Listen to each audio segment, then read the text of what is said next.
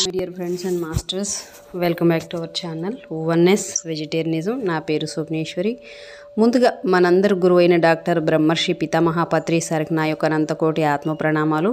సత్యలోకవాసులకి, దివ్యలోకవాసులకి, మహాకారణ లోకవాసులకి, నక్షత్ర లోకవాసులకి, ఏంజల్స్కి, మహావతార్ బాబాజీకి, బుద్ధ భగవానుడికి, రామ్తా మాస్టర్ మహా ఉపాధ్యాయుడు, మాస్టర్ టీచర్, ఇమోటల్ గురువైన తండ్రికి నా యొక్క అనంతకోటి ఆత్మ ప్రణామాలు.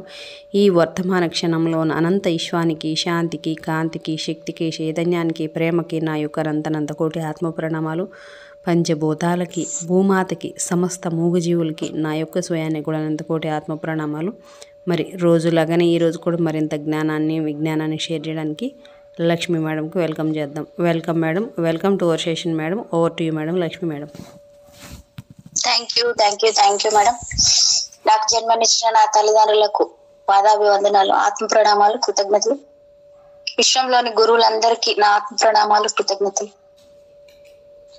బ్రహ్మర్షి పితామహ పత్రి మాస్టర్ గారికి మరియు రామ్తా మాస్టర్ గారికి, నాకు ధ్యానాన్ని, జ్ఞానాన్ని ప్రసాదించిన వంశీకిరణ్ మాస్టర్ గారికి నా అనంత కోటి ఆత్మ ప్రణామాలు, కృతజ్ఞతలు. నాకు అవకాశం ఇచ్చిన స్వప్నేశ్వర మేడం గారికి, వన్నెస్ వెజిటేరియనిజం దైపే creator, young lady guru Swapneshwar madam గారికి నా హృదయపూర్వకమైన ఆత్మ ప్రణామాలు, కృతజ్ఞతలు, ధన్యవాదాలు. విశ్వంలోని ప్రస్తుత వర్తమాన క్షణానికి మరియు నా స్వయానికి, ఈ వర్తమాన క్షణంలోని సమస్త ప్రాణకోటికి, మూగ జీవాలకి, అందరికీ కూడా, భూమాతకి, ప్రకృతి మాతకి, విశ్వమాతకి, ప్రతి ఒక్క ప్రాణికి కూడా నా ఆత్మ ప్రణామాలు, కృతజ్ఞతలు, ధన్యవాదాలు. Thank you master. నాలో నుండి నా చేత చెప్పిస్తున్న రామ్తా మాస్టర్ గారికి, నా గురు, నా తండ్రి, ప్రేమతో నా చేత ఈ జ్ఞానాన్ని అందిస్తున్న మాస్టర్ కి నా అనంతకోటి ఆత్మ ప్రణామాలు, కృతజ్ఞతలు. Thank you Ramtha master. Thank you Osho master గారికి నా ఆత్మ ప్రణామాలు, కృతజ్ఞతలు. మనం చదువుకునే బుక్ క్రైస్తవం అండ్ జెన్, దీని గురించి మేడం నిన్నటి ఒకటి కంటిన్యూ చేయనా? ఒక $1000 అడిగినాం కదా, మరి మళ్ళీ అడుగుదాం.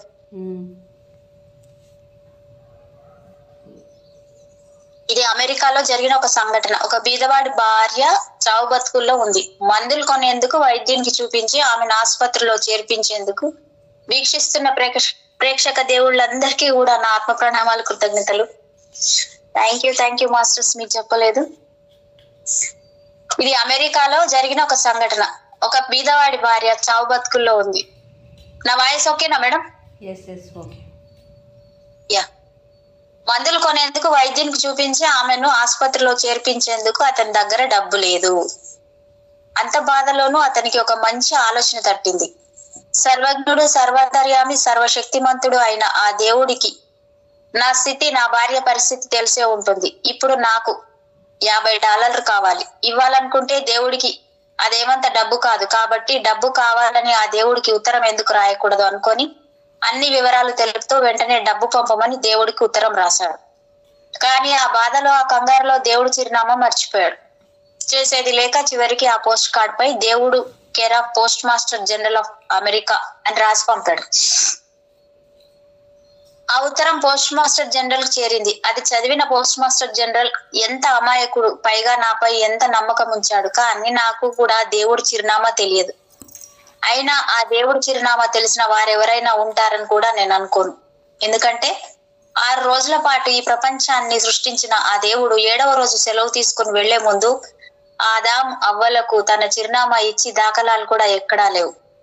పైగా ఎవరికీ చెప్పకుండా, ఏమీ చెప్పకుండా అదృశ్యమైపోయాడు.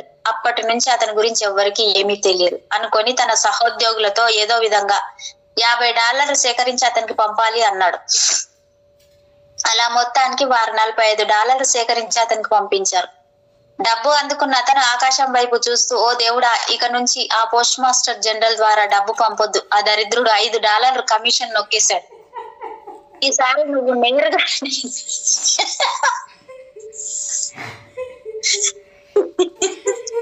నేరుగానే నాకు డబ్బు పంపు. అయినా సర్వాంతర్యామి అయిన నువ్వు నా చేతికి నేరుగా డబ్బు ఇవ్వచ్చుగా, నా చేతుల్లో కట్టలు పడేయచ్చు కదా. అలా నేరుగా ఇవ్వడం ఇష్టం లేకపోతే ఆ డబ్బు నా ఇంటి పైకప్పు పైన పడేలా చెయ్యి. అలా చేయడం వల్ల నీకు పెద్ద పనేమీ కాదు కదా. ఈ ప్రపంచాన్ని సృష్టించిన నీకు $50 సృష్టించడం ఏమంత పెద్ద పని? అవి నకిలీ నోట్లు కావచ్చు, అయినా పర్వాలేదు అన్నాడు. కానీ ఆకాశం నుంచి అతనికి ఎలాంటి సమాధానం రాలేదు. దాంతో అతను మళ్ళీ డబ్బు పంపినందుకు చాలా కృతజ్ఞతలు. ఆ పోస్ట్ మాస్టర్ జనరల్ దరిద్రుడు $5 కమిషన్ నొక్కేశాడు. ఈసారి నాకు నేరుగానే డబ్బు పంపు అని దేవుడికి ఉత్తరం రాసి మళ్ళీ పోస్ట్ కార్డ్ పై దేవుడి care of post master general of America అని రాసి పంపాడు. ఆ ఉత్తరాన్ని అందుకున్న పోస్ట్ మాస్టర్ జనరల్ ఎంత కష్టపడి $45 పోగు చేసి పంపితే నన్ను దరిద్రుడు అంటాడా అనుకొని నిర్గాంతపోయాడు. అంటే భారతదేశంలోని సూరత్ నగరంలో అంటే ఎలా ఉంటది చూడండి మేడం. భగవంతుడా సర్వాంతర్యామి, అంతటా నువ్వే ఉన్నావు తండ్రి, నాకు ఒక $1000 మా స్వప్న మేడంకి ఒక $1000 పంపించు తండ్రి, నువ్వు ఎలాగైనా పంపియు. ఉత్తరం ఒళ్ళో వేసిన పర్లే, నెత్తి మీద వేసిన పర్లే, ఇంట్లో వేసిన పర్లే, నెత్తి మీద దెబ్బ పడ్డా పర్లేదు మేడం, నా నెత్తి మీద వచ్చి మూట పడ్డా పర్లేదు, పట్టించుకోను, వదిలేస్తా, పడే పోస్ట్ ఆఫీస్ లో పంపిస్తా. పోస్ట్ ఆఫీస్ లో కూడా నా అడ్రస్ ఉంది మేడం, అడ్రస్ కూడా ఉంటది అక్కడ. తిరుపతికి ఒక $1000 మేడం. నాకు కూడా పంపమని చెప్పండి మేడం. కాదు నిన్న మేము అంతా నిన్న పెట్టాం మేడం, మేము రిక్వెస్ట్ దేవుడికి నిన్న పెట్టుకున్నాం, రిక్వెస్ట్ పెట్టి అడ్రస్ ఇచ్చాము. నిన్న మీరు లేరు కదా, ఈరోజు ఈరోజు మీరు స్వీకరించడానికి మీకు టైం పడుతుంది, దేవుడికి లేట్ అవుతుంది మీకు కొంచెం. నిన్ననే మేము రిక్వెస్ట్ పెట్టుకుంది అది ఎట్లయితే మెసేజ్ అందుకోవడం ముఖ్యం కదా మేడం. నిన్నటి నుంచి రిక్వెస్ట్ చేసుకున్నాం మేడం, మేడం నేను ఇద్దరం కలిసి మా అడ్రస్ చేసుకుంటాను ఈ రోజు నుంచి. ఓకే. భారతదేశంలోని సూరత్ నగరంలో మహమ్మదీయ మతానికి చెందిన ఖోజా అనబడే ఒక ధనిక వర్గ తెగ ఉండేది. ఈ ప్రపంచంలోని అత్యంత ధనవంతులలో ఒకడైన ఆగాఖాన్ ఆ వర్గానికి ప్రధాన మతాచార్యుడు. ఇక్కడ నది అవతల ఒడ్డు పక్కనే ఆగాఖాన్ భవంతి ఉంది. అదే కాదు, ప్రపంచంలోని ప్రతి మహానగరంలోను, అన్ని పర్వత ప్రాంత స్థావరాల్లోనూ, అందమైన అన్ని సముద్ర తీర ప్రాంతాల్లోనూ అతని భవంతులు ఉన్నాయి. అతను అంత ధనవంతుడు ఎలా అయ్యాడు? అతని వ్యూహం ఏమిటి? ఎవరైనా చనిపోతే అతని జ్ఞాపకార్థం స్వర్గంలోని తమ ఖాతాలో జమ చేసేందుకు ఆగాఖాన్ కు డబ్బు పంపేవారు. అలా అతను అనేక లక్షల $డాలర్లు కూడబెట్టుకున్నాడు. గుడ్డి నమ్మకస్తులందరూ తాము పంపే డబ్బు స్వర్గంలోని తమ ఖాతాలో జమ అవుతుంది అనుకునేవారు. నేను సూరత్ లో ఆగాఖాన్ అనుచరుడైన నా స్నేహితునితో కలిసి ఉండేవాడిని. ఒక రోజు నేను అతనితో, మీ నాన్న చనిపోయాడు కదా, ఎంత డబ్బు పంపించావు అని అడిగాను. 3 లక్షల రూపాయలు అన్నాడు. నీ బ్యాంకు ఖాతా సంఖ్య ఏమిటి అని అడిగాను. నాకు తెలియదు అన్నాడు. నువ్వు చచ్చి స్వర్గానికి వెళ్ళినప్పుడు నువ్వు పంపిన డబ్బు నీ ఖాతాలో జమ అయిందో లేదో నీకెలా తెలిసేది అన్నాను. అవును కదా అని తెల్ల ముఖం వేశాడు. బాగా చదువుకున్న వైద్యుడైన నువ్వే ఆ మాత్రం ఆలోచించలేకపోతే ఎలా? ఆగాఖాన్ విచ్చలవిడిగా అంత డబ్బుని ఎలా ఖర్చు పెడుతున్నాడో నీకు అర్థం కాదు. ఎక్కడి నుంచి, ఏ ఖాతా నుంచి అతనికి ఆ డబ్బు వస్తుందో తెలుసా? ఆగాఖాన్ కు గుర్రపు పందాలంటే చాలా సరదా. అవి ఎక్కడ జరిగినా వెళ్లేవాడు. ఆ భవంతి కూడా అందుకోసం కట్టింది. ఆ రోజుల్లో పూనాలో ప్రతి సంవత్సరం గుర్రపు పందాలు జరిగేవి. ఇక్కడున్న ఇళ్లన్నీ ఒకప్పుడు రాజవంశాలకు చెందినవి. ఎందుకంటే గుర్రపు పందాలు జరిగేటప్పుడు రాజులందరూ ఇక్కడికి వచ్చేవారు. అందుకే ఇది రక్షిత ప్రాంతమైంది. మహారాజులందరూ అంతరించిపోవడంతో మామూలు ప్రజలు మాత్రమే గుర్రపు పందాలకు వెళ్తున్నారు. ఇప్పుడు అంత సరదా లేకపోవడంతో ఆగాఖాన్ కూడా రావట్లేదు. ఒక రోజు ఆయన నాతో కావాలంటే మీకు నా భవంతిని అమ్మేస్తా అన్నారు. ఖోజా తెగకు చెందిన వారు పంపే డబ్బు కనీసం ఆగాఖాన్ వరకైనా చేరేది. కానీ వారికన్నా మూర్ఖంగా వ్యవహరించే మరొక తెగ నాకెదురైంది. వారు చనిపోయిన వారి జ్ఞాపకార్థం కొంత డబ్బును శవంతో పాటు శవపేటికలో పెట్టి సమాధి చేసేవారు. అది తెగకు చెందిన నా స్నేహితుడు సహోద్యోగి అయిన ఒక ఆచార్యుడు తన తండ్రి జ్ఞాపకార్థం తండ్రి శవంతో పాటు 10 లక్షల రూపాయలు శవపేటికలో పెట్టి సమాధి చేశాడు. ఒకసారి అతని ఇంటికి నేను అతిథిగా వెళ్లిన సందర్భంలో అతనితో, మీ నాన్నతో పాటు ఆ డబ్బు స్వర్గానికి చేరిందని నువ్వు కూడా నమ్ముతున్నావా అని అడిగాడు. అవును, నా మతమంతా దాన్ని నమ్ముతుంది. చాలా మంది నమ్ముతున్నప్పుడు అది ఎలా తప్పవుతుంది అన్నాడు. అలా అనడం నేను చాలా సార్లు విన్నాను. కానీ చాలా మంది ఏకమై చేసేదే తప్పవుతుంది. ఎందుకంటే గుంపు ఎప్పుడు గుడ్డిగా వ్యవహరిస్తుందే తప్ప సత్యాన్ని తెలుసుకోదు. చాలా అరుదైన వ్యక్తులు మాత్రమే సవ్యంగా వ్యవహరిస్తారు. సరే, ఒక పని చేద్దాం. ఇవాళ రాత్రి మీ నాన్న సమాధి తవ్వి చూద్దాం. శవపేటికలో నువ్వు పెట్టిన డబ్బు స్వర్గానికి వెళ్ళిందో లేదో తేలిపోతుంది అన్నాను అతనితో. అది చాలా నేరం కదా, ఎవరికైనా తెలిస్తే అన్నాడు. భయపడకు, ఆ సంగతి నేను చూసుకుంటా అన్నాను అతనితో. అలా ఆ రాత్రి ఇద్దరం శ్మశానానికి వెళ్లి సమాధి తవ్వి చూస్తే శవపేటికలో ఆ 10 లక్షలు అలాగే ఉన్నాయి. మీ మత విధానం ఎంత మూర్ఖంగా ఉందో ఇప్పుడైనా తెలిసిందా? దాన్ని నిరూపించేందుకే ఇదంతా చేశాను. ఇది ధర్మ కార్యం. ఆ డబ్బు తీసుకొని పైకి వచ్చి ఆ శవపేటికను పూడ్చిపెట్టు. నీ మతాచార్యులందరూ మిమ్మల్ని మోసం చేశారు అని చెప్పి నేను వెళ్ళిపోయాను. ధ్యానంలో ఉన్న స్వార్థం ఏంటి? ఊరికే ఒంటరిగా కళ్ళు మూసుకొని కూర్చొని మీ అస్తిత్వ మూలాన్ని తెలుసుకునేందుకు మీలోకి మీరు అంతర్గత ప్రయాణం చేయడం స్వార్థమవుతుందా? ప్రామాణికమైన మీ జీవ మూలాధారాన్ని మీరు తెలుసుకునే సమయానికి మీలోని అహం ఉషోదయ కాంతిలో అదృశ్యమైన మంచు బిందువులా అదృశ్యమవుతుంది. ధ్యానం లేని ధర్మం లేదు, అది అసంభవం. ఇలా నేనేం చెప్పినా అది పూర్తి అధికారికంగా చెప్పినట్లే. నిద్రమత్తులో అచేతనంగా ఉండే మనుషులు ఎలాంటి ప్రతిఫలాన్ని ఆశించకుండా ఏదైనా చేయగలరని ఏ మతమైనా నిరూపించగలదా అని నేను ఈ ప్రపంచంలో ఉన్న అన్ని మతాలతో సవాల్ చేస్తున్నా. స్వార్థం అంటే ప్రయోజనాన్ని ఆశించడమే. మీరెప్పుడు ఏమి దక్కుతుందా అని ఆలోచిస్తుంటారు, కానీ ఎలాంటి ప్రయోజనాన్ని ఆశించకుండా చేసే పనే నిస్వార్థమైనది. నీటితో నిండిన నీలి మేఘంలా ఉన్న మీకేమి దక్కుతుందా అని మాత్రం ఆలోచించరు. మీ దగ్గర చాలా ఉంది, మీరు వర్షించక తప్పదు. మీ దగ్గర చాలా సమృద్ధిగా ఉన్న దాని నుంచే మీరు పంచుతున్నారు. బావిలో నుంచి ఎంత నీరు తోడితే అంత కొత్త నీరు ఊరినట్లుగా మీరు ఎంత ఎక్కువగా పంచితే అంత ఎక్కువ ప్రతిఫలం మీకు దక్కడం మొదలవుతుంది. కానీ బావిలోంచి నీళ్లు తోడగానే అయ్యో నీళ్లు అయిపోయాయి అని బాధపడేవారు ఆ బావిని మూసేయడమే మంచిది. ఒక పురాతన గ్రామంలో 2 బావులు ఉండేవి. ఒక బావి గ్రామంలోని బజార్లో అందుబాటులో ఉండేది. ఆ గ్రామంలో ఉండే ఒక రాజ కుటుంబానికి తప్ప మిగిలిన అందరికీ తాగునీటి అవసరాలకు ఆ బాయే ఆధారం. మరొక బావి ఆ రాజ కుటుంబానికి మాత్రమే పరిమితమైన వారి భవంతిలో ఉండేది. ఒక రోజు ఒక మంత్రగత్తె ఆ గ్రామంలోని బజార్లో ఉన్న బావి దగ్గరికి వచ్చి పిచ్చి పిచ్చిగా ఏవో మంత్రాలు చదివి అందరూ చూస్తుండగా ఆ బావిలో ఏదో వేసింది. ఆమె అలా ఎందుకు చేసిందో ఎవరికి అర్థం కాలేదు. అప్పటికే సాయంత్రం కావడంతో అందరూ ఆ బావిలోని నీరు తాగి ఇళ్లకు వెళ్లిపోయారు. దాంతో గ్రామంలోని రాజ కుటుంబానికి తప్ప మిగిలిన అందరికీ పిచ్చెక్కింది. మరునాడు ఉదయం ఆ గ్రామంలోని వారందరూ రాజభవనం ముందు గుమిగూడి రాజుగారికి పిచ్చెక్కింది అని అరవడం ప్రారంభించారు. ఎందుకంటే రాజు తమలా లేకపోవడంతో అందరూ అలా అనుకున్నారు. వెంటనే రాజు ప్రధానమంత్రిని పిలిచి, ఈ ప్రజలకే కాదు మన సైన్యానికి పిచ్చెక్కింది, అందరూ తమలాంటి మరొక పిచ్చి రాజును ఎన్నుకుంటామంటున్నారు, ఇప్పుడు ఏం చేద్దామని అడిగాడు. ఏముంది, వెంటనే మీరందరూ మన భవనం వెనుక ద్వారం నుంచి వారందరు తాగిన బావిలో నీరు తాగి రావడం ఒక్కడే మార్గం. మీరు వచ్చేదాకా ఏదో సర్ది చెప్పి వాళ్ళు లోపలికి రాకుండా ఆపుతాను. వాళ్ళందరికీ పిచ్చెక్కినట్లుగా మీకు పిచ్చెక్కితే గాని వాళ్ళు ఊరుకునే అలా లేరు అన్నాడు ప్రధానమంత్రి. వెంటనే రాజ కుటుంబం అంతా ఆ బావి నీరు తాగి పిచ్చి పిచ్చిగా నాట్యం చేస్తూ భవనం వెనుక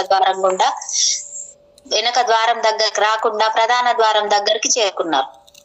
రాజు కూడా పిచ్చెక్కడంతో అందరూ తెగ సంబరపడి పరమానందంగా ఆ రాత్రి పండుగ చేసుకున్నారు. గుంపు ఎప్పుడు ఎంత అచేతనంగా జీవిస్తుందంటే దాని నుంచి మీరు స్వార్థరహితమైన ఎలాంటి ధర్మకార్యాన్ని ఎప్పుడు ఏమాత్రం ఆశించలేరు. అది అసంభవం. ముందు ధ్యానం చేస్తే తర్వాత ప్రతిదీ దాన్ని అనుసరిస్తుంది. కాబట్టి మీ తల్లిదండ్రులు, పూజారులు మీరు చేసే ధ్యానం స్వార్థపూరితమైన కార్యమని అన్నప్పుడు వెంటనే మీలో ఎలాంటి స్వార్థం లేదని, మీరొక్కరే ధ్యానం చేస్తూ నేను అనే స్వార్థాన్ని వదిలించుకునేవారని, మిమ్మల్ని మీరు తెలుసుకునేందుకు చేసే అన్వేషణ నుంచే ధర్మం పుడుతుందని, కేవలం ప్రార్థనలు, బైబిలు, ఖురాను, గీతా పారాయణాలు చేస్తూ ధర్మోపన్యాసాలు వినటం వల్ల ధర్మం తెలియదని, అంధకారం అలుముకున్న అచేతనత్వం నీడే నేను అనే అహంకారం అని, స్వీయాన్వేషణ మూలాల్లోకి చేరుకున్న వారికి స్వార్థం అనేదే ఉండదు అని వారితో స్పష్టంగా చెప్పండి. కొన్ని రోజుల క్రితం 21 మంది క్రైస్తవ ధర్మ ప్రచారకులు ఇక్కడికి వచ్చారు. వారందరూ 7 ఏళ్ల పాటు ఆసియాలో ధర్మ ప్రచారకులను తయారు చేసే ముఖ్య కేంద్రాల్లో ఒకటైన పూనాలో జరిగే చర్చా గోష్ఠిలో పాల్గొనేందుకు వచ్చిన వారే. ఆ 7 ఏళ్లలో ఒక్కసారి కూడా వారి ప్రధాన అధ్యాపకుడు వారిని ఈ ఆశ్రమానికి రానివ్వలేదు. వారు తమ చదువు ముగించుకొని వెళ్లే ముందు ఒక్కసారైనా నా మాట వినాలని ఇక్కడికి వచ్చారు. కానీ 3 గంటల పాటు నా మాటలు విన్న తర్వాత వారి ముఖాలలో కలవరపాటు నాకు స్పష్టంగా కనిపించింది.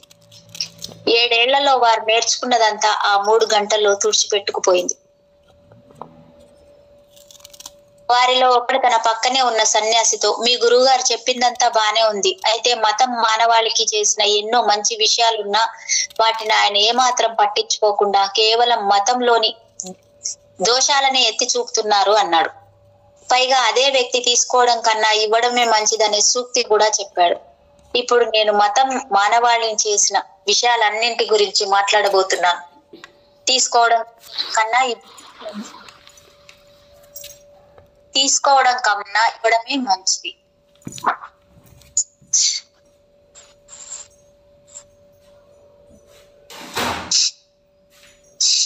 అనే సూక్తిపై బాగానే ఉంటుంది. ఇది తీసుకోవడం కన్నా ఇవ్వడమే మంచిది అనే సూక్తి పైకి బాగానే ఉంటుంది, మీరందరూ కూడా దాన్ని ఒప్పుకుంటారు. కానీ నేను మాత్రం దాన్ని ఒప్పుకోను. ఇవ్వడమే మంచిది ఎందుకైంది? ఎందుకంటే అది మీ అహాన్ని పెంచుతుంది. ఇచ్చేవారుగా మీ చేయి పైనే ఉంటుంది కాబట్టి. పైకి మీరు చాలా ఉన్నతంగా కనిపిస్తారు, కానీ పరోక్షంగా మీరు ఎదుటి వ్యక్తిని బిచ్చగానిగా చేసి అవమానిస్తూ అతని గౌరవాన్ని కించపరుస్తున్నారు. అలాంటప్పుడు ఇవ్వడం ఎలా మంచిదవుతుంది? మీరు నిజంగా ఇవ్వట్లేదు. అలా ఇవ్వడం ద్వారా మీరు చాలా గొప్పవారుగా భావిస్తూ మీ అహంలో మీరు పరమానంద పడుతుంటారు. మీరు ఎంత ఎక్కువ ఇస్తే అంత ప్రతిష్ట, అన్ని గౌరవ మర్యాదలతో పాటు మీలో అంత అహం ఉన్నట్లన్నమాట. అయినా ఇవ్వడంలో మంచి ఏముంది? ఇవ్వడం మహాపాపం, ఎందుకంటే అది మీ అహాన్ని పెంచుతుంది.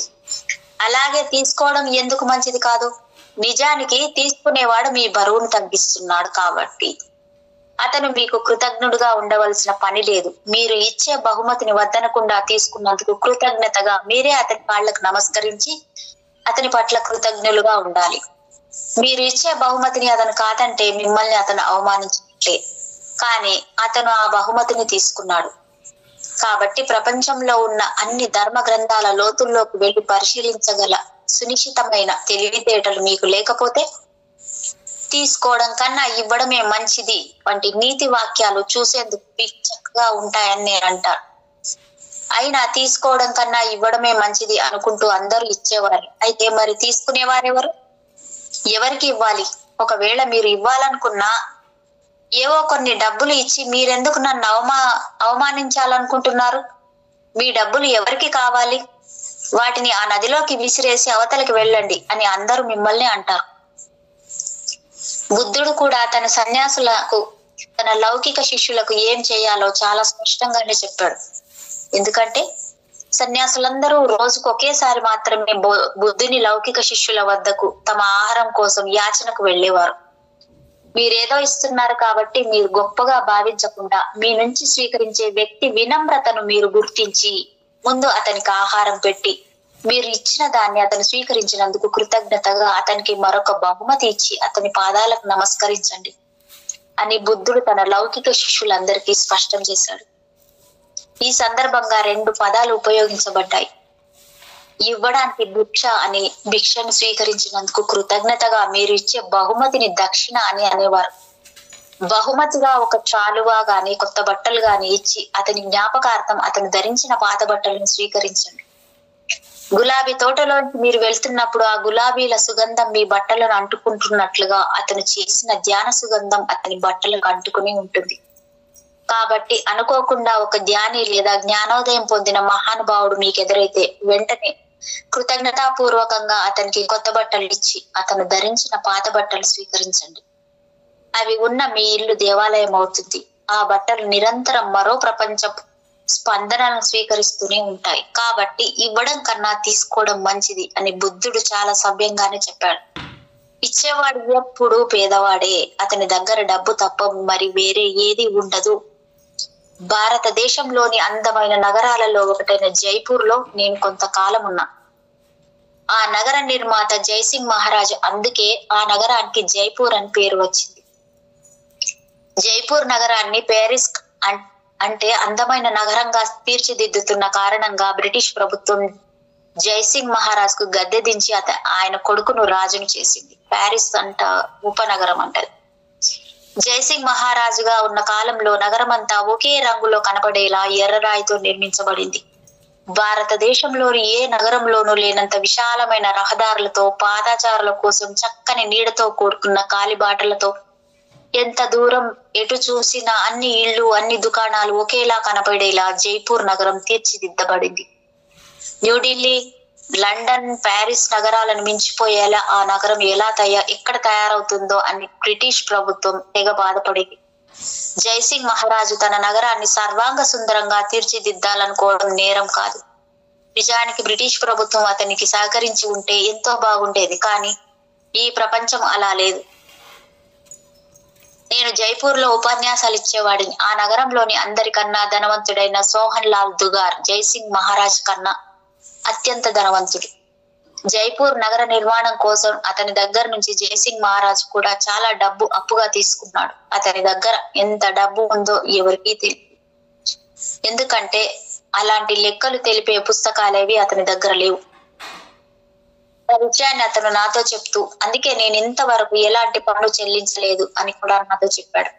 కానీ అతను ఆ లెక్కలన్నీ ఎవరికి అర్థం కాని, అసలు ఏమాత్రం ప్రాచుర్యంలో లేని ప్రాచీన రాజస్థానీ భాషలో తన స్నానాల గది గోడలపై చాలా సంక్షిప్తంగా రాశాడన్న సంగతి నాకు ఒక్కడికే తెలుసు. ఎవరు ఎంత చదివినా ఆ లెక్కలు అతను ఒక్కడికే అర్థమవుతాయి తప్ప ఇతరులకు అర్థం కావు. ఒకసారి అతను నాతో వచ్చి తొలిసారిగా నా ఉపన్యాసాన్ని పూర్తిగా విన్నాడు. ఉపన్యాసం అనంతరం అతను నా దగ్గరకు వచ్చి దాదాపు 10,000 రూపాయలను నా పాదాలపై కుమ్మరించి, దయచేసి మీరు కాదనకుండా వీటిని స్వీకరించాలి అన్నాడు. ఈ డబ్బు ఇప్పుడు నాకు అవసరం లేదు. నాకు కావలసినప్పుడు నేనే మిమ్మల్ని అడుగుతా, అప్పుడు పంపండి. అంతవరకు ఈ డబ్బును మీ దగ్గరే ఉంచండి అని నేను అతనితో అన్నాను. అలా వీలు పడదు. ఎందుకంటే ఈ డబ్బు ఇవాళ నా దగ్గర ఉంది, రేపు ఇది నా దగ్గర లేకపోవచ్చు. కారణం, నేను జూదగాడిని కాబట్టి ఆ బాధ్యతను స్వీకరించలేను. అందువల్ల ఇప్పుడే ఆ డబ్బును మీరు స్వీకరించండి అన్నాడు అతను నాతో.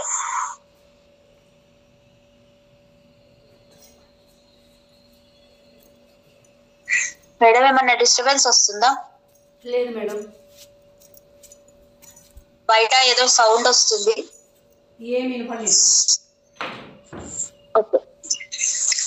అతను చెప్పేది నిజమే. చాలా పెద్ద జూదగాళ్లలో అతను కూడా ఒకడు. పైగా అతనిని సిల్వర్ కింగ్ ఆఫ్ ఇండియా అని కూడా పిలిచేవారు.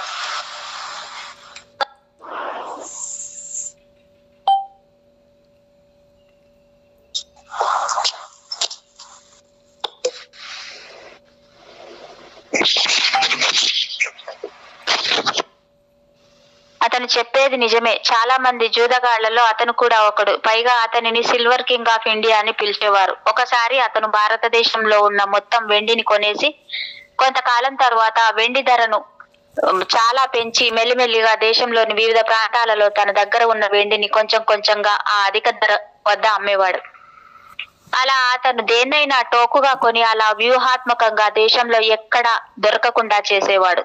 దాంతో దాని ధర దానంతట అదే 10 నుంచి 20 రెట్ల వరకు పెరిగేది. అప్పుడు అతను తన దగ్గర ఉన్న దాన్ని మెల్లిమెల్లిగా దేశంలోని వివిధ ప్రాంతాలలో కొంచెం కొంచెంగా అమ్ముతూ దాని ధర పడిపోకుండా చూసుకునేవాడు. అలా అతను లక్షల కోట్ల రూపాయలు ఆర్జించాడు. ఇదే అతని వ్యాపార రహస్యం. మొత్తానికి అతను ఇచ్చే డబ్బును తీసుకోవడం నాకు ఇష్టం లేదు. పైగా నా చొక్కాలకు జేబులుండవు. ఆ డబ్బును నేను ఎక్కడ దాచేది? అందుకే అతనితో, ఈ రోజు నేను వెళ్ళిపోతున్నా, రాత్రంతా రైల్లో ఈ డబ్బును నేను కాపలా కాయలేను అన్నాను. వెంటనే అతను, చూడండి, నా దగ్గర ఈ డబ్బు తప్ప వేరే ఏమీ లేదు. ఏమీ లేని పేదవాడిని నేను. మీరు ఈ డబ్బును తిరస్కరిస్తే నన్ను తిరస్కరించినట్లే. అది నన్ను చాలా బాధిస్తుంది. ఇంతవరకు నన్ను తిరస్కరించిన వారు ఎవరూ లేరు. కాబట్టి నా మాటను కాదనకండి అన్నాడు కన్నీరు కారుస్తూ. 70 ఏళ్ల పైబడ్డ ఆ వృద్ధుని మాటలు, అతని చెంపలపై కారుతున్న కన్నీరు నేను ఎప్పటికీ మర్చిపోలేదు. చివరికి అతని మాటను కాదనలేక, సరే, నీ కోసం ఈ డబ్బును తీసుకుంటా, కానీ ఈ డబ్బులో సగం ఈ సమావేశాన్ని నిర్వహించిన సంస్థకి ఇచ్చేస్తా. చాలా సంవత్సరాలుగా ఆ సంస్థ నా కోసం ఇలాంటి సమావేశాలను ఏర్పాటు చేస్తుంది. మిగిలిన సగం డబ్బును ఆస్తికులు నాస్తికులు కాని వారు చేసే అన్వేషణ కోసం ఉపయోగపడే అజ్ఞేయతావాత సాహిత్యాన్ని కొనేందుకు జైపూర్ గ్రంథాలయానికి ఇచ్చేస్తా అన్నాను అతనితో. వెంటనే అతను నా కోరికను మన్నించినందుకు చాలా కృతజ్ఞుడను. నాకు చాలా సంతోషంగా ఉంది. ఇంత సంతోషం నేను ఎప్పుడు పొందలేదు. అది మీ డబ్బు, మీ ఇష్టం వచ్చినట్లు చేసుకోండి అని నన్ను సాగనంపేందుకు రైల్వే స్టేషన్ దాకా వచ్చి, నాకు మరొక కోరిక కూడా ఉంది, అది కూడా మీరు తీర్చాలి అన్నాడు. అదిగో మళ్ళీ దురాశ పడుతున్నావు అన్నాను అతనితో. అవును, నేను దురాశపరుడిని, లేకపోతే ఇంత డబ్బు నేనెందుకు సంపాదిస్తాను? మరొక చిన్న కోరిక తీర్చండి స్వామి అన్నాడు ఆర్తిగా. అదేదో నాకు తెలియాలి కదా అన్నాను అతనితో. అంటే నేను మళ్ళీ ఏడవాలా అన్నాడు. వద్దులే, నీ కోరిక తీరుస్తా, అదేమిటో చెప్పు అన్నాను అతనితో. చాలా చిన్న విషయం. నేను ఎక్కువగా కలకత్తాలోనూ అప్పుడప్పుడు జైపూర్లోనూ ఉంటాను. మీరెప్పుడు కలకత్తా వస్తున్నా జైపూర్ వస్తున్నా ముందు నాకు తెలియపరిచి నాతోనే ఉండాలి. మళ్ళీ మీరెప్పుడు జైపూర్ వస్తున్నారు అన్నాడు. 3 నెలల తర్వాత మళ్ళీ వస్తా, అప్పుడు నీ దగ్గరే ఉంటా అని అతనికి మాట ఇచ్చాను. ఆహా, ఎంత అదృష్టం! అంటే నేను కనీసం 3 నెలలు జీవించి ఉండొచ్చు అన్నమాట అన్నాడు సంతోషంగా. సరే, అలాగే కాని అన్నాను అతనితో. నేను కలకత్తా జైపూర్ వెళ్ళినప్పుడల్లా అతని దగ్గర ఉండేవాడిని. నా రాకపోకల వివరాలను ఎప్పటికప్పుడు అతనికి ముందుగానే తెలిపేవాడిని.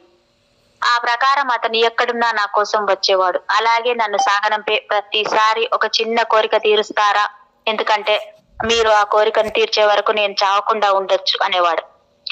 దాని సంగతి ఎలా ఉన్నా నా దగ్గర డబ్బు తప్ప వేరే ఏమీ లేని పేదవాడిని నేను. మీరు ఈ డబ్బును తిరస్కరిస్తే నన్ను తిరస్కరించినట్లే. అది నన్ను చాలా బాధిస్తుంది అన్న అతని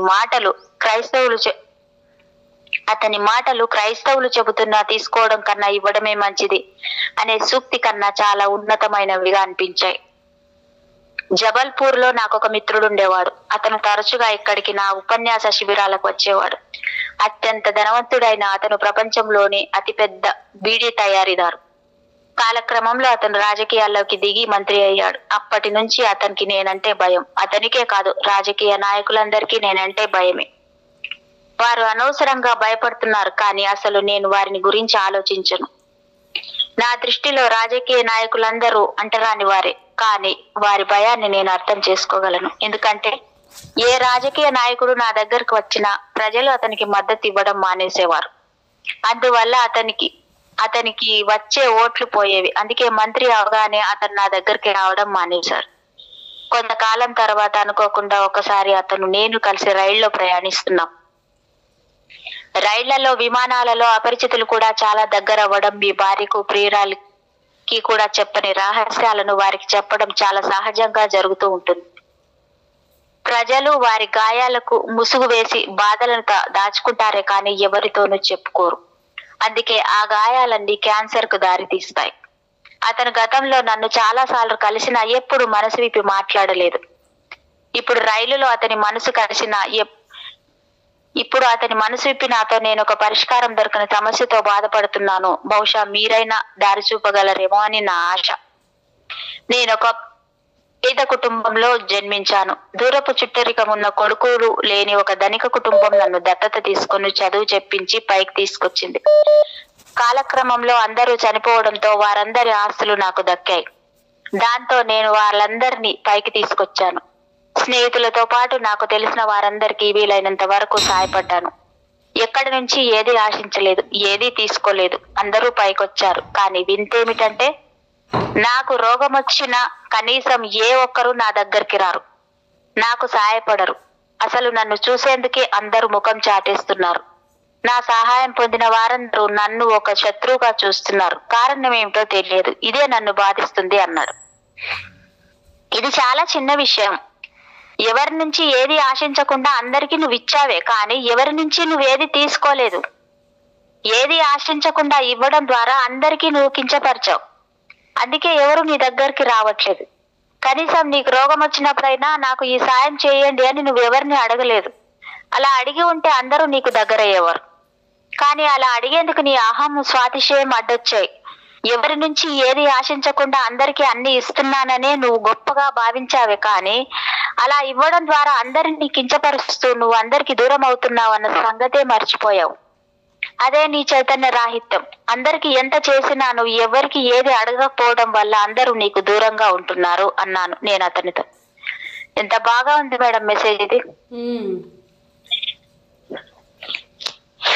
ఇది చాలా మంది ఇలా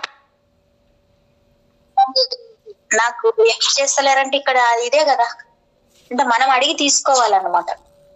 అంతే కదా. అంటే పుచ్చుకుంటేనే కరెక్ట్ అంట అది. ఇప్పుడు ధ్యానుల దగ్గరికి వెళ్ళి చెప్పారు కదా మేడం, ఒక వాళ్ళు ధరించిన ఒక జత బట్టలన్నా తీసుకోవాలంట, వాళ్ళ కొత్త బట్టలు ఇచ్చి. చైతన్య రహిత మానవులందరూ అంతే, ఇవ్వడం కన్నా స్వీకరించడమే చాలా గొప్ప కార్యమని, దానికి చాలా గొప్ప మనసు ఉండాలని వారు ఎప్పటికీ అర్థం చేసుకోరు. నన్నెవరు అవమానించగలరు అన్న భావించగల చైతన్యం మీలో ఉన్నప్పుడే ఎలాంటి అవమాన భారానికి గురి కాకుండా మీరు దేన్నైనా స్వీకరించగలరు. అందుకే తీసుకోవడం కన్నా ఇవ్వడమే మిన్న అన్న క్రైస్తవ బోధనను నేను ఏ మాత్రం అంగీకరించలేను. అంతేకాదు మతాలు మానవాళికి చేసిన మేలు ఒకటే కూడా ఇంతవరకు నాకు కనిపించలేదు. కాబట్టి చాలా మంచి నియమాలు అని క్రైస్తవుల చెప్తున్న సిద్ధాంతాలన్నింటినీ ఇప్పుడు ఒక్కొక్కటిగా తీసుకొని వాటి అసలు సంగతి తేలుస్తా అన్నాను. మీ గురువు గారు క్రైస్తవ మతంపై ద్వేషంతో మాట్లాడుతున్నారే కానీ ప్రేమతో మాట్లాడట్లేదు అని ఒక క్రైస్తవ సన్యాసి తన పక్కనే ఉన్న సన్యాసితో అన్నాడు కదా. అది నిజమే, కానీ అతని భావన తప్పు. ఇంతవరకు పోపుల కారణంగా సజీవ దహనమైన లక్షలాది నిరపరాధ స్త్రీలందరి పట్ల నేను ప్రేమతో మాట్లాడగలను, కానీ దారుణ మారణ హోమానికి ఒడిగట్టిన నరాంతకులైన పోపుల పట్ల నేను దేశంతోనే మాట్లాడతాను తప్ప ప్రేమతో మాట్లాడలేను. మామూలు యుద్ధాల కన్నా జిహాద్లు, ధర్మ యుద్ధాల పేరు మీద మతాలన్నీ చేసిన దారుణ మారణ కాండకు చాలా మంది ప్రజలు బలికాగా ఈ విషయంలో రాజకీయ యుద్ధాలు రెండవ స్థానంలో నిలిచాయి. మహమ్మదీయులు, క్రైస్తవులు, యోధులు, హిందువులు, బౌద్ధులు ఒకరినొకరు చంపుకుంటున్నారు. ఇలా మత చరిత్ర మొత్తం రక్తసిక్తం కాగా ఆ దారుణ మారణ హోమానికి కారణమైన నేరస్తులను నేనెందుకు ద్వేషించకూడదో, వ్యతిరేకించకూడదో నాకు ఇప్పటికీ అర్థం కాదు. అసలు అవును, నీతులు ధర్మాలు చెప్తూ దేవుని పేరు మీద హత్యలు చేసిన నరహంతకుల పట్ల ప్రేమతో నేను మాట్లాడలేను. నేను ఎలా మాట్లాడలేనో అలాగే కుట్రలకు బరి అయిన వారి పట్ల అమితమైన ప్రేమతో నేను అలా మాట్లాడుతున్నాను. ఎందుకంటే మానవాళికి వ్యతిరేకంగా మతాలు చేస్తున్న నేరాలు, ఘోరాలు నాకు తెలుసు. అందుకే నేను మానవాళి పట్ల ప్రేమతో మాట్లాడతాను తప్ప మతం పేరుతో ఘోర నేరాలు చేసే కిరాతకులకు అనుకూలంగా నేను మాట్లాడలేను. మంత్రగత్తెలుగా పరిగణించబడి సజీవ దహనానికి గురైన స్త్రీలందరి పట్ల కేవలం మహమ్మదీయులు, యూదులు అయినందువల్ల హత్యకు గురైన అమాయకులందరి పట్ల నాకు అమితమైన ప్రేమ ఉంది. మానవాళికి హాని చేసిన వారి పట్ల ద్వేషం, అలాగే వారి దురాఘాతాలకు బలైన వారి పట్ల ప్రేమ అనేదే నా విధానమని స్పష్టంగా తెలుస్తూనే ఉంది. అంతేకాదు బుద్ధత్వం దిశగా పయనించే మానవ పరిణామాన్ని అడ్డుకుంటున్న వారిని నేను ఏ మాత్రం క్షమించలేను, ఎప్పటికీ మర్చిపోలేను. నా దగ్గర నేరస్తుల కోసం నా చేతిలో ఖడ్గం, అకారణంగా బలైన అమాయకుల కోసం మరొక చేతిలో కమలం ఉన్నాయి. ఎవరు దేనికి అర్హులో వారికి అదే దక్కుతుంది. కేవలం నేరస్తుల పట్ల మాత్రమే నేను ద్వేషంతో మాట్లాడుతున్నాను. కాబట్టి ఆ క్రైస్తవ సన్యాసి వాదన నేను తప్పంటాను. అలాంటి వాళ్ళందరూ జీసస్ ప్రవర్తనను ఒక్కసారి గమనిస్తే నేను ఎందుకు ఇలా ప్రవర్తిస్తున్నానో వారికి మరింత స్పష్టంగా అర్థమవుతుంది. జెరూసలేంలోని ప్రధాన దేవాలయంలో ద్రవ్య మార్పిడి చేస్తున్న వారిని జీసస్ చితక తన్ని వారందరినీ బయటకు గెంటేసి ఆ సమావేశాన్ని ధ్వంసం చేసింది ప్రేమతోనా ద్వేషంతోనా అనేది ఒక్కసారి గమనించాలి. అలాగే జీసస్ తల్లి తన కొడుకును చూసి చాలా సంవత్సరాలైంది. కారణంగా జీసస్ తూర్పు దేశాల యాత్రలో ఉన్నాడు. ఆ యాత్రలో భాగంగా జీసస్ భారతదేశంలోని లడక్, టిబెట్ ప్రాంతాల్లో చాలా సంవత్సరాలు ఉన్నాడు. అతని 13వ ఏట జరిగిన ఒక సంఘటన తర్వాత అతని కథ అతని 30వ ఏటకు చేరుకుంటుంది బైబిల్లో. పైగా జీసస్ 33 సంవత్సరాలు మాత్రమే జీవించాడు. ఈ మధ్య కాలానికి 17 సంవత్సరాలు జీసస్ ఎక్కడున్నాడు, ఏం చేశాడు అనే దానికి క్రైస్తవ మతం దగ్గర ఎలాంటి సమాధానం దొరకదు. ఎందుకంటే బైబిల్లో ఆ వివరాలేమీ లేవు. చాలా కాలం తర్వాత పక్క గ్రామంలో తన కొడుకు జీసస్ ప్రసంగిస్తున్నాడన్న విషయం తెలుసుకుని జీసస్ తల్లి అతన్ని చూసేందుకు ఆత్రంగా అక్కడికి చేరుకుంది. ఆమెను గుర్తించిన గుంపులోని ఒకడు, ఓ జీసస్, మిమ్మల్ని చూడాలని వచ్చిన మీ అమ్మగారు మీ దగ్గరికి రావాలని బయట వేచి ఉన్నారు అని అరిచాడు. వెంటనే జీసస్, ఇక్కడ నా తల్లిదండ్రులు ఎవరూ లేరని, నా తండ్రి స్వర్గంలో ఉన్నాడని ఆమెతో చెప్పండి అన్నాడు. జీసస్ మాటలను ఒక్కసారి గమనించండి.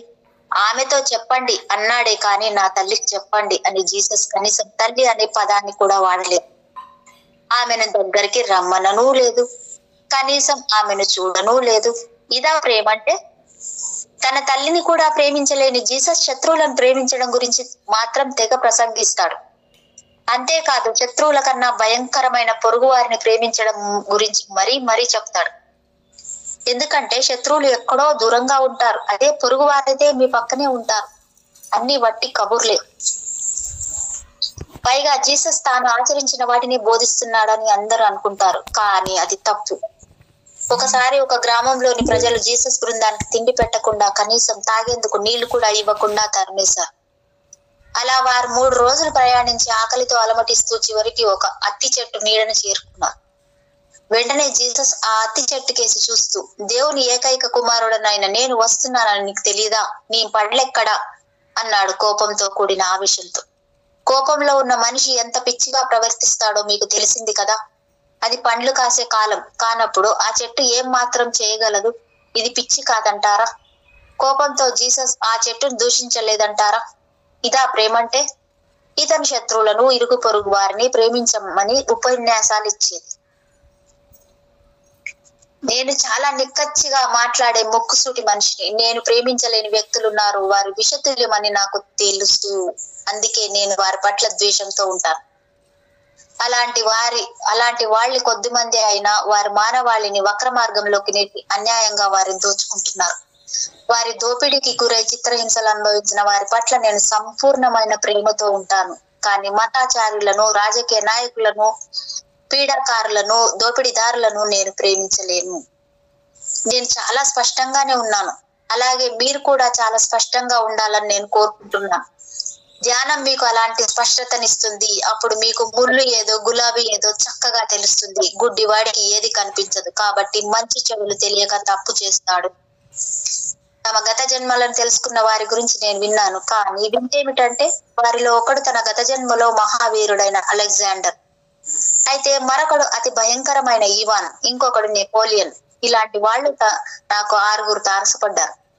వారిలో ఒకడు రాముడట, మరొకడు కృష్ణుడట. ఇలా ప్రతి ఒక్కడు తన గత జన్మలో చరిత్ర ప్రసిద్ధి కలిగిన మహానుభావులే, ఏదో మతానికి మూల పురుషులైన వారే. కానీ తన గత జన్మలో అలెగ్జాండర్ అయిన ఒకడు ఇప్పుడు బిచ్చగాడిలా అడుక్కుంటున్నాడు. పరిణామ క్రమంలో ఎవరైనా పరికాస్త మెరుగుపడతారు. అంటే తన గత జన్మలో అలెగ్జాండర్ అయిన వాడు ఈ జన్మలో మరింత మెరుగైన అలెగ్జాండర్ అవ్వాలి కదా. కానీ ఇదేమిటి ఇలా అడుక్కుంటున్నాడు? కాబట్టి అవన్నీ కేవలం ఊహలే, నెరవేరని కోరికలే. మిమ్మల్ని ఓదార్చేందుకు మీలో అచేతనంగా ఉన్న మనసు అలాంటి భావాలను అందిస్తుంది. ఈ జీవితంలో మీరు చాలా అధమంగా అంటే అందము, ఐశ్వర్యము, పేరు, ప్రఖ్యాతులు లేని అనామకులైతే అది మిమ్మల్ని బాధిస్తుంది. అప్పుడు మీలో అచేతనంగా ఉన్న మనసు మీతో గత జన్మలు నువ్వు చాలా అందమైన క్లియోపాత్రవి, ఇప్పుడు చాలా చక్కగా సుఖాలను అనుభవించావు, ఇప్పుడు ఇతరులు కూడా ఆ సుఖాలను అనుభవించని. అంతేకాని ఈ జన్మలో నువ్వు సోఫియా లారెన్ లా లేవని బాధపడకు, ఆమె తుచ్చమైనది. అలాగే గత జన్మలో నువ్వు ఓటమి ఎరగని జంగీష్ ఖాన్ ను, తామెర్ లేన్ ని, నాదిర్ షావి చాలా చక్కగా అధికారాన్ని అనుభవించావు. ఇప్పుడు ఇతరులను కూడా నీలా అనుభవించింది అంటుంది. అప్పుడు ఎవరైనా అవును కదా, గత జన్మలో నేను చక్కగా అనుభవించాను, ఇప్పుడు ఇతరులను కూడా అనుభవం దక్కాలి, అవకాశం దక్కాలి కదా అని భావిస్తారు. ఇలాంటి ఆలోచన మీలో హీన భావాన్ని తొలగించి మీకు చక్కని ఓదార్పునిస్తుంది. భారతీయ క్రైస్తవులందరూ మత మార్పిడికి చెందిన వారే. హిందూ మతం కన్నా క్రైస్తవ మతం చాలా గొప్పదని భావించి వారు ఆ మతంలోకి మారలేదు. క్రైస్తవ మతం కన్నా హిందూ మతమే చాలా ఉన్నతమైనదని వారి అంతరంగానికి తెలుసు. కానీ బీదరికం కారణంగా బాగా చదువుకొని జీవితంలో ఎదగడం కోసం వారు క్రైస్తవ మతాన్ని స్వీకరించవలసి వచ్చింది. కానీ వారి అంతరంగంలో నిక్షిప్తమై ఉన్నది హిందూ భావజాలమే. ఎందుకంటే భారతీయ క్రైస్తవులు చర్చికి వచ్చినప్పుడల్లా హిందూ దేవుళ్లకు పూజ చేసినట్లుగానే జీసస్ కు కూడా పువ్వులు, పళ్ళు సమర్పించి, కొబ్బరికాయలు కొట్టి నివేదన చేసి, అగరత్తులు వెలిగించి హారతి ఇచ్చేవారు. ఈ విషయం తెలుసుకున్న పోప్ ముందు ఆశ్చర్యపడిన క్రైస్తవులలో చాలా మంది బీదరికం కారణంగా మత మార్పిడి చెందిన హిందువులే అని వారిని మార్చడం అసాధ్యమని తెలుసుకున్న పోప్ భారతదేశం వచ్చినప్పుడు భారతీయ క్రైస్తవుల కోసం వారికి కావలసిన ప్రత్యేక సదుపాయాలను చేయాల్సి వచ్చింది. ఎందుకంటే 50 ఏళ్ల వయసులో క్రైస్తవంగా మారిన వ్యక్తి అలవాట్లను మార్చడం అసాధ్యం.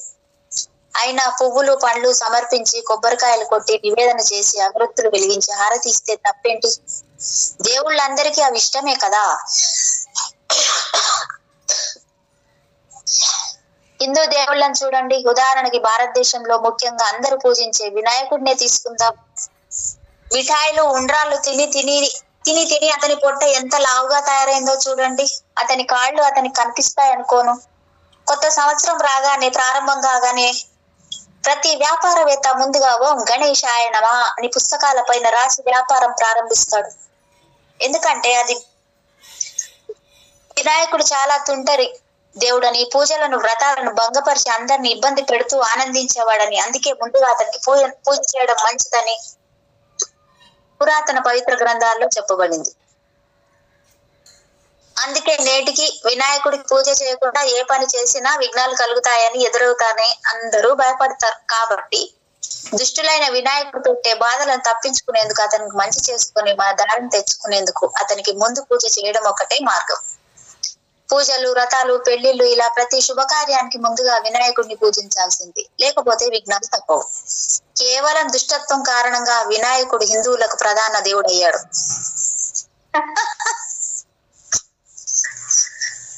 మనిష ప్రశ్న.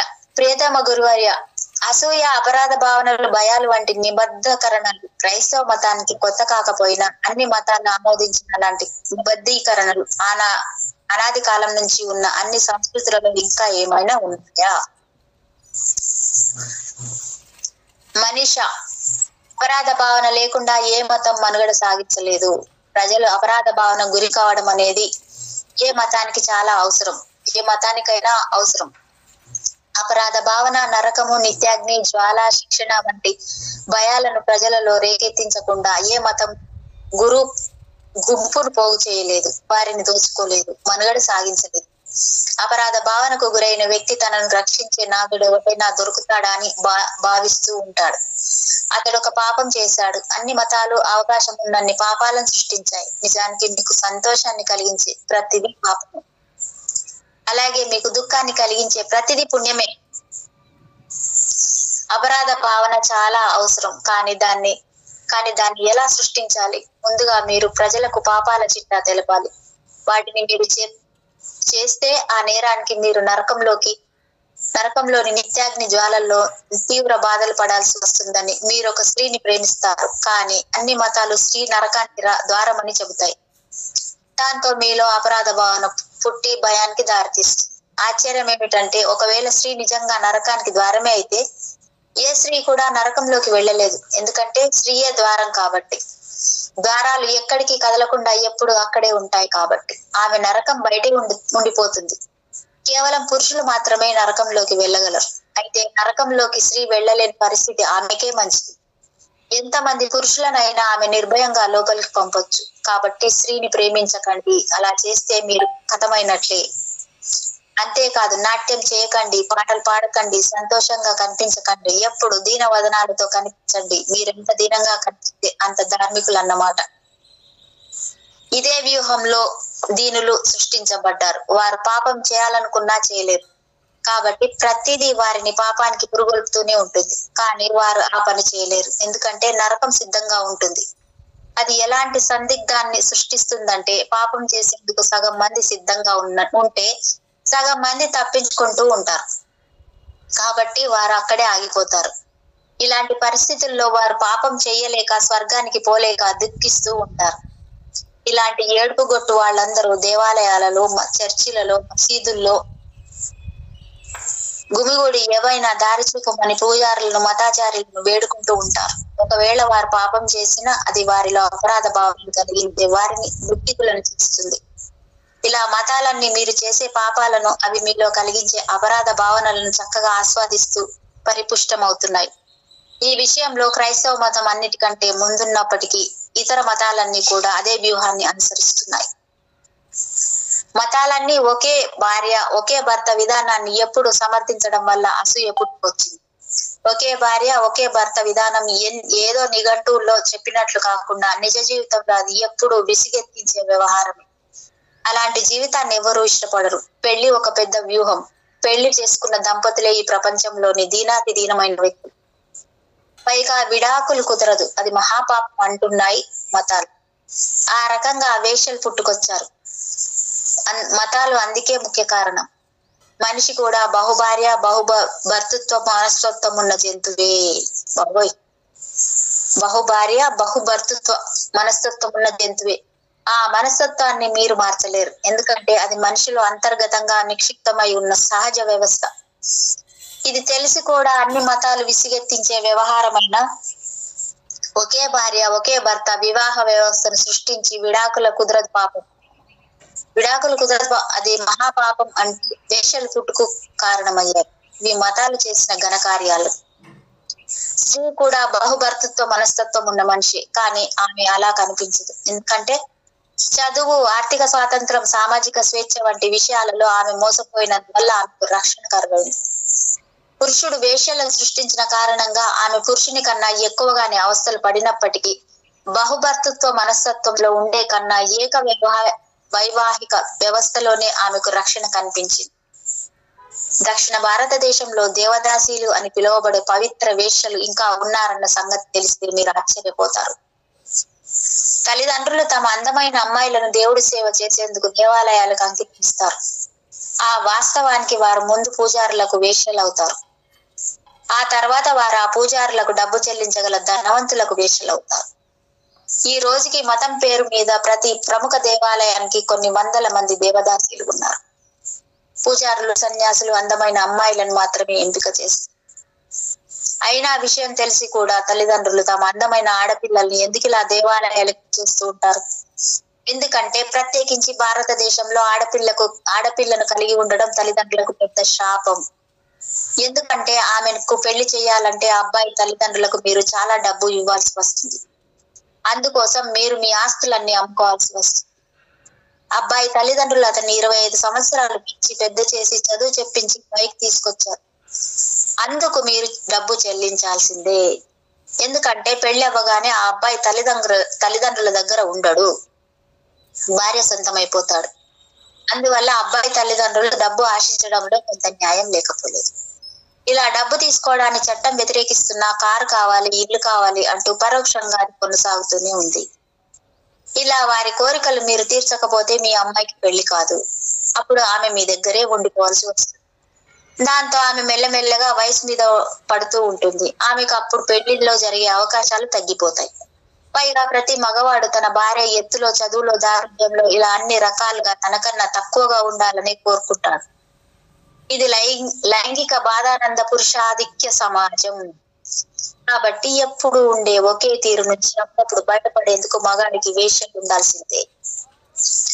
పెళ్లి, వేశ్యలు, దేవదాసీలు వంటి గొప్ప విషయాలు మతాలు సృష్టిస్తాయి. ఇటీవల కాలంలో ప్రారంభమైన స్త్రీ విముక్తి ఉద్యమం ప్రస్తుతం యూరోప్ లో, ప్రత్యేకించి లండన్ లో మగ వేశ్యలను సృష్టిస్తుంది.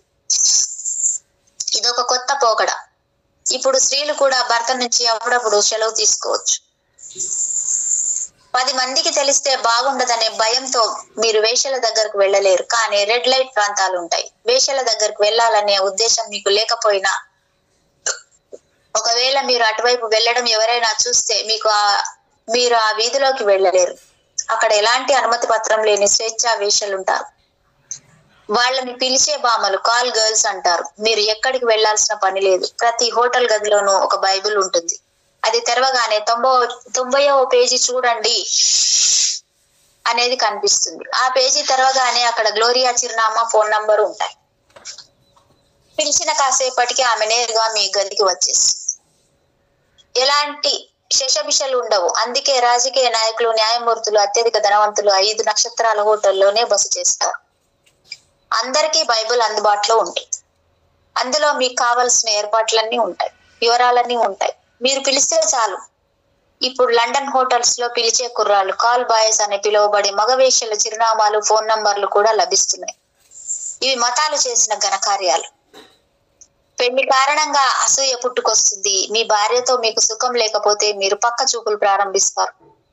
మీరు మేడ మీద వరండాలో కూర్చొని ఎవరికి తెలియకుండా ఉండేందుకు ముఖానికి వార్తాపత్రిక అడ్డు పెట్టుకొని సైగలు, వెకిలి నవ్వులు, వెకిలి చేష్టలు చేస్తూ వేషాలన్నీ మీ భార్య ఎప్పుడూ ఒక కంట కనిపెడుతూనే ఉంటుంది. వార్తాపత్రిక అడ్డు ఉంటే మీ భార్యకి ఏం తెలియదనే మీ వెధవ ఆలోచన, కానీ ఆమెకు మీరేంటో తెలుసు. అందుకే ఆమె కొళ్ళు మండి ఆ వార్తాపత్రికను చింపేస్తుంది. ఇవన్నీ ఒకదానికొకటి అనుబంధమై ఉంటాయి. భార్యలకు వార్తాపత్రికలంటే ఎందుకంత చికాకో మొదట్లో నాకు అర్థం కాలేదు, కానీ అసూయే అందుకు కారణమని తర్వాత నాకు తెలిసింది. ఇలాంటి పరిస్థితికి మతాలే మూల కారణం. భార్య ఎప్పుడు భయపడుతూనే ఉంటుంది. ఎందుకంటే ఆమెకు చదువు లేదు, ఆర్థిక స్తోమత కూడా లేదు, పైగా పిల్లలు ఉంటారు. డబ్బంతా భర్త చేతుల్లో ఉంటుంది. ఆమె కేవలం ఒక వినియోగ వస్తువు మాత్రమే. మీరే ఆమెను ఆ స్థాయికి దిగజార్చారు. అందుకే ఆమె ఎప్పుడు అసూయతో రగిలిపోతూ మీరేం చేస్తున్నారో, ఎక్కడికి వెళ్తున్నారో ఎప్పుడు ఒక కంట కనిపెడుతూ ఉంటుంది. మీ జేబులు తడుపుతుంది, మీ బట్టల వాసన చూస్తుంది, చివరికి మీరు నిద్రపోతున్నప్పుడు కూడా మిమ్మల్ని గమనిస్తూ ఉంటుంది. రాత్రి కలలో మరియా నా ప్రియా రా అని పలవరిస్తున్నాడు భర్త. వెంటనే భార్య అతని గుంజి లేపి మరియా ఎవరు అంది. అబ్బా అదో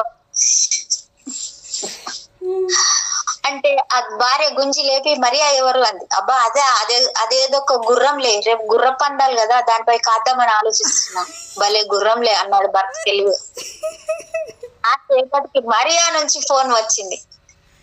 వెంటనే ఫోన్ చేసి మాట్లాడుతున్న భార్యతో ఎవరు అన్నాడు భర్త. ఇందని గుర్రం పిలుస్తుంది అంది భార్య. పెళ్లి ప్రపంచం నుంచి అదృశ్యం కానంత వరకు అసూయ అదృశ్యం కూడా కాలేదు కానీ ఎవరేమైపోయినా, ఎవరెన్ని అవస్థలు పడుతున్నా పెళ్లి తప్పదు అంటూనే ఉంటుంది మతం. లక్షలాది ప్రజలు అనవసరంగా అవస్థలు పడుతున్నా దాని గురించి ఏమాత్రం పట్టించుకోదు. జనం మాత్రం అసూయతో, కొత్త ప్రియురాళ్లతో పిచ్చి పట్టి రెచ్చిపోతూ ఉంటారు. ఆడవాళ్లు మాత్రం అసూయ పరులు కారు, మగవాళ్ళు కూడా అసూయ పరులే. ఎందుకంటే తమ భార్యలు తమకే అంకితం అవ్వాలని వారంటారు, కానీ తాము అంకితం కాలేదని వారికి స్పష్టంగా తెలుసు. అయినా మగవాళ్ళు ఈ అంకితాలు, లొంగుబాట్లు ఆడవాళ్ళకు మాత్రమే. అబ్బాయిలు ఎప్పుడు అబ్బాయిలే, కానీ అమ్మాయిలు అమ్మాయిలే అని నేనంటాను. ఓకేనా మేడం? అంతే కదా మేడం. ఓకే, అబ్బాయిలు అబ్బాయిలే, అమ్మాయిలు అమ్మాయిలే. ఓకే, ఒప్పుకుంటాను మేడం. బ్రహ్మాండం. అందుకే కదా అందరికీ అదే చెప్తారు కదా, ఉన్న మాట అంటే ఉలుక్కి ఎక్కువ అన్నట్టు. ఆయన అంత మేడం ఇది వాస్తవం మాట్లాడితే ఎవ్వరికి సహించదు మేడం ఇది. అదే అందుకనే ఓషో గారిని అందరు విమర్శిస్తారంటే, ఎందుకంటే ఇవే ఉన్న మాటలు ఉన్నట్టు చెప్తున్నాడు కదా నిక్కచ్చిగా నిజాన్ని. నేను ఒప్పుకుంటా మేడం. నేను అందుకే నేను మాట్లాడతా కాబట్టి నన్ను ఎవరు నచ్చరు. నాకు